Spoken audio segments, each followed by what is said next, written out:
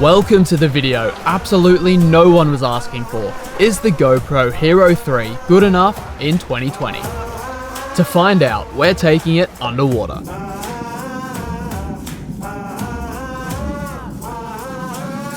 This once revolutionary camera now goes for about $40 secondhand.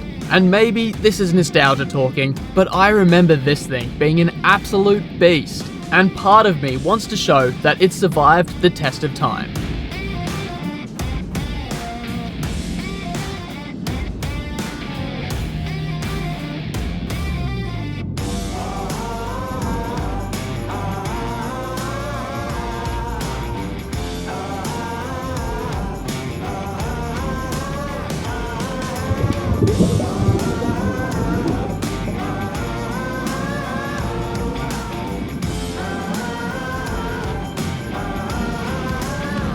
Now, I'm actually fairly impressed with the footage we've gotten, and it seems to have held its own.